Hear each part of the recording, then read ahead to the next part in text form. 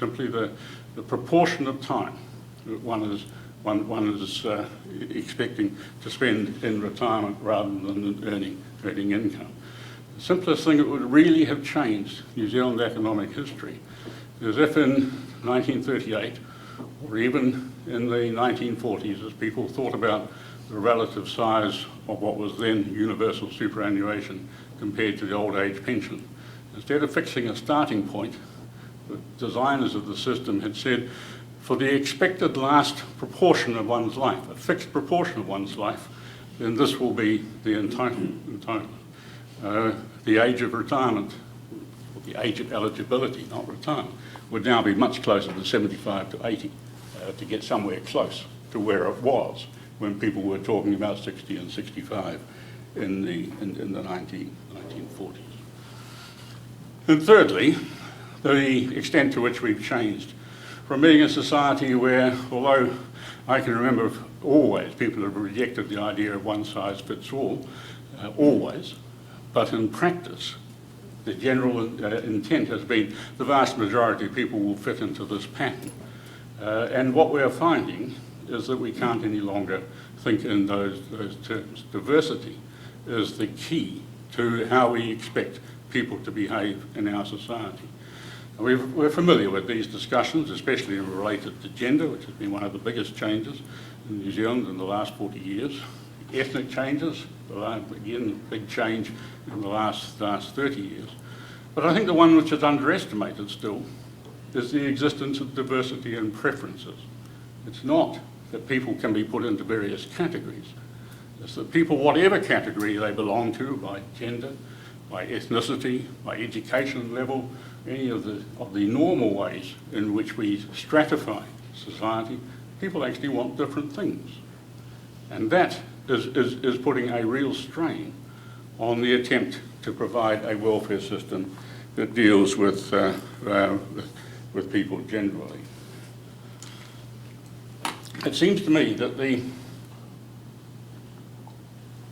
really key change that follows from this is that eventually we will have to rethink what we're doing in the welfare system, not any longer putting prevention of poverty as the top of our priorities, but recognising that the role of social institutions is to facilitate the diverse time preferences of people. By the diverse time preferences, it's easiest to take the simplest example, which is the aged. People are going to vary in the extent to which they wish to think about their consumption levels being spread over the whole of their life, while their producing activities are concentrated in a smaller period of their life. Some people will prefer to live well while they're earning and to live in a reasonably Spartan fashion while they're retired. Other people will prefer to delay more of their consumption and take it while they're retired rather than while they're living. Our social institutions, the way in which we cope with support for the aged, is going to have to cope with both of those preferences and every intermediate step and a lot of other preferences as well. And it's going to have to enable people to actually choose differently how they wish to do it. And that is going to require some really clever thinking about how you manage an aged system. And it's going to, in fact, force us to reconsider the kind of emphasis that we put on equality almost in the sense of uniformity, and make us think rather more in terms of equality in the sense which Tawney and Nash had in mind in the first part of the 20th century, although there's lots of other things that are happening. Now, don't get me wrong, there are some things which we did right and which I think will be preserved from the 20th century. I agree with what Margaret was saying about the desirability of the professionalisation of welfare relief. don't think it is possible or desirable to return to voluntary charity of any sort. So I think the degree of professionalisation which has been achieved is something which we wish to retain, and we do wish to prevent poverty. It's just that it is not going to be anywhere near as overwhelming a determinant of this welfare system in the future as it has been in the past. And the first place in which that is going to be tested is indeed in the way in which we handle benefits for old people. It is quite obvious from the collection of social surveys that have been done that it's entirely wrong to think of aged people in New Zealand as actually relatively poor. The variation is too great.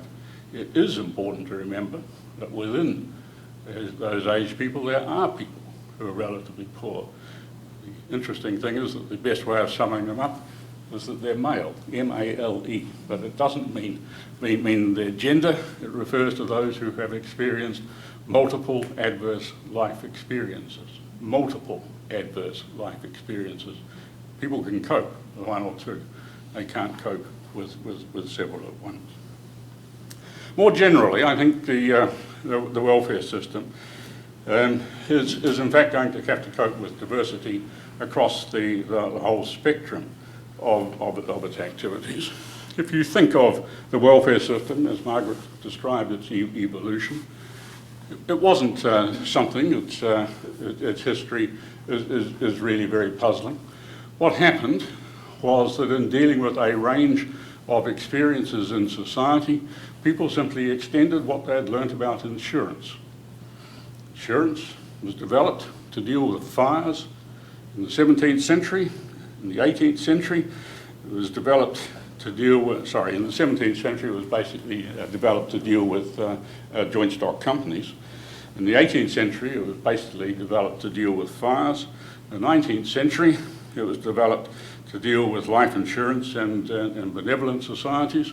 In the 20th century, the general principles of insurance, you can actually diminish the impact of risks by collectivising them, was extended across the population as a whole. To deal with diversity, I think you're going to have to look at what else was developed in the course of the 20th century. In the course of the 20th century was the period in which there was a substantial development of market-based risk management. Market-based risk management hasn't had a good press lately, but in fact, if you think about what has actually happened in the course of the 1970s and from the 1970s onwards, I have no doubt there's been a net benefit from the fact that it is possible to value options and that there are a greater range of choices about how you actually deal with risk management.